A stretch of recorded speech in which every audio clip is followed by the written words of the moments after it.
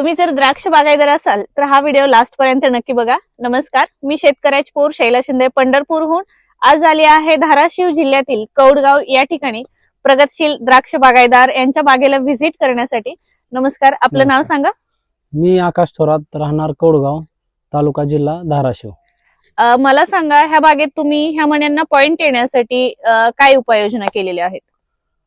आम्ही पहिल्या स्प्रे मध्ये ऍडव्हान्स पेस्टिसाइडचे N32 वापरले। त्याच्यानंतर दुसऱ्या स्प्रे साठी 27-27 वापरले। त्याच्यामध्ये आम्हाला घडाची साईज, मण्याची लांबी आणि फुगवण खूप सुंदर असा रिझल्ट आलेला आहे। आणि बाग एवढ्या सुंदर पद्धतीने आणलेली आहे। सध्या मण्यांचे पॉइंट वाढण्यासाठी, घडाची लांबी वाढण्यासाठी ऍडव्हान्स पेस्टिसाइडचे कोणते प्रोडक्ट वापरलेत आपण?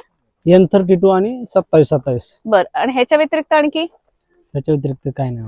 मग आता कोणते वापरणार आहात? आता सनबर्निंग साठी आपल्याला काजू हे प्रोडक्ट वापरायचे, उकड्या आणि सनबर्निंग साठी। बर बर, आणि फुगवणीसाठी 55-35।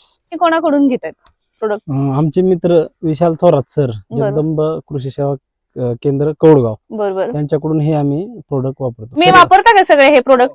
वापरले? असं द्राक्ष पिकाचं दर्जेदार उत्पादन तुम्हालाही आणायचं असेल तर ऍडव्हान्स पेस्टिसाइडचे सरांनी जे सांगितले ते प्रोडक्ट नक्की वापरा।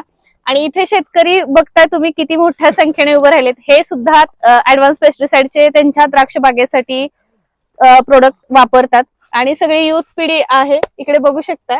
आणि पाठीमागे आजोबा वगैरे आहेत, ऍक्च्युली त्यांनी शेती जपली म्हणून ही युथ पिढी सगळी चांगल्या पद्धतीने शेती करतात। आजोबा पुढे या ना।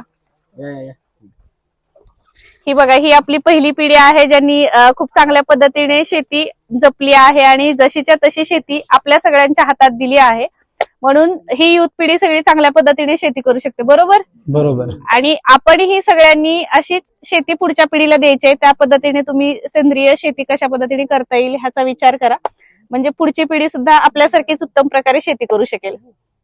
धन्यवाद।